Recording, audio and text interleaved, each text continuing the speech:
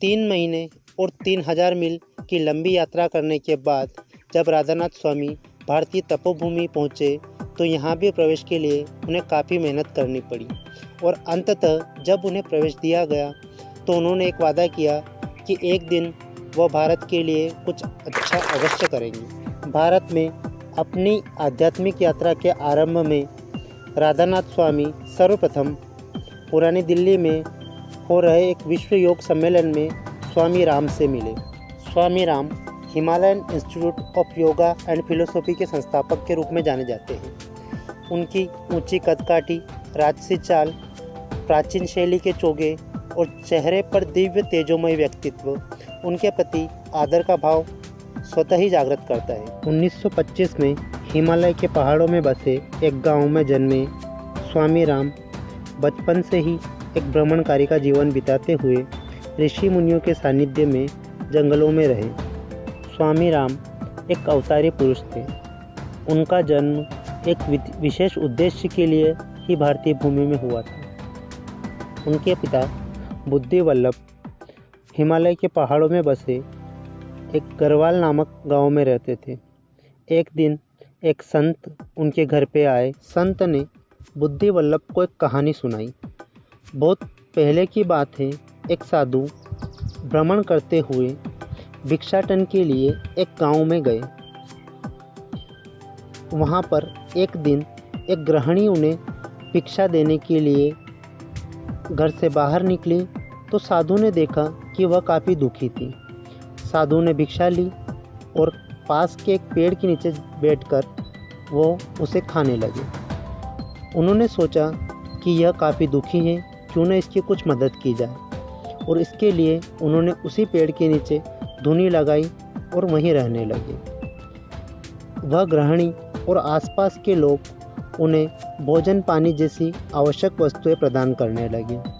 कुछ दिनों बाद जब वह गृहिणी साधु के साथ सहज हो गई तो उन्होंने उससे उसके दुख का कारण जानना चाहा।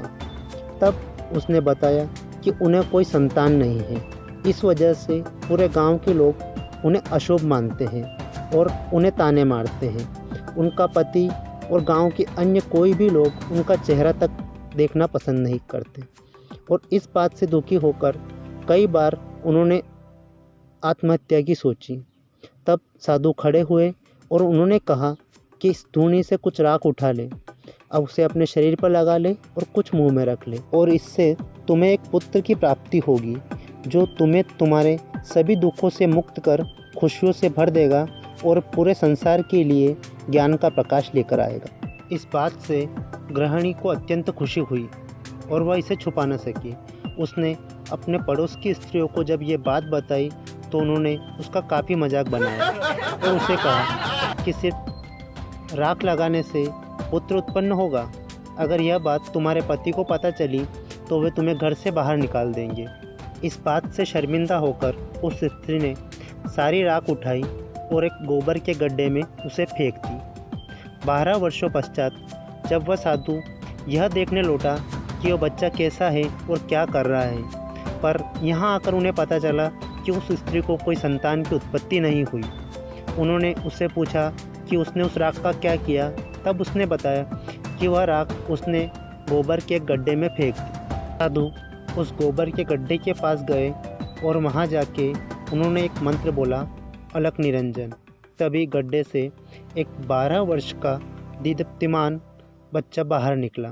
क्योंकि उसका जन्म गोबर और राख से हुआ तो उसका नाम रखा गया गोरखनाथ। इस प्रकार संत ने अपनी कहानी खत्म की और बुद्धि वल्लभ से कहा कि तुम योगियों के परिवार से हो और तुम कब जागोगे और कब अपने परिवार की परंपराओं को आगे बढ़ाओगे। संत की बातों का बुद्धि वल्लभ के ऊपर गहरा असर हुआ और उन्हें यह बात बेचैन करती रही कि वह अपने परिवार की परंपरा को आगे बढ़ाने के लिए कुछ नहीं कर पा रहे हैं। और इसी उद्देश्य से एक दिन वो अपना घर छोड़कर हरिद्वार के पास मनसा देवी माँ के मंदिर में चले गए। माँ मनसा देवी के मंदिर में ध्यान साधना करते हुए 6 महीने बीत गए। एक दिन जब बुद्धि वल्लभ अपनी ध्यान साधना पूरा करके उठे ही थे तो मंदिर में एक साधु का प्रवेश हुआ। वो बंगाली बाबा थे।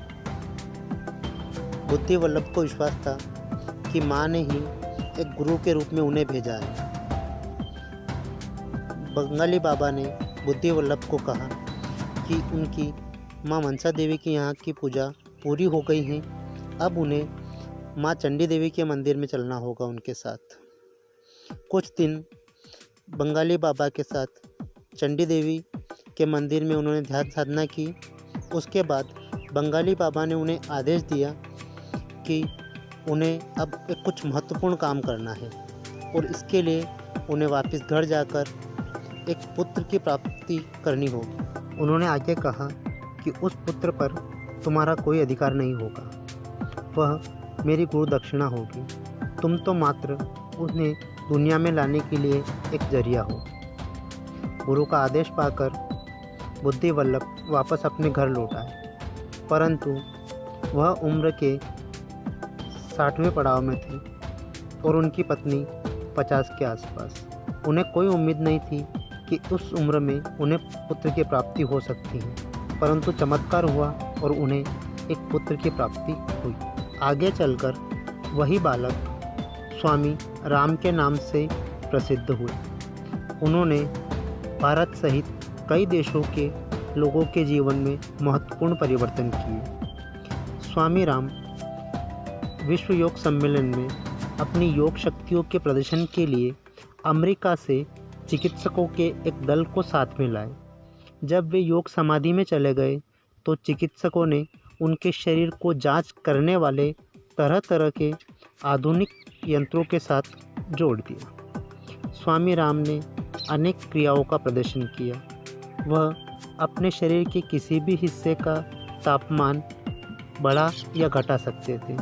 अपने हृदय की धड़कन को कुछ ही क्षणों में 72 प्रति मिनट से 52 प्रति मिनट कर सकते थे। वो कई समय तक रोक कर रख सकते थे। वे अपनी इच्छा अनुसार कमरे में रखी वस्तु को हिला सकते थे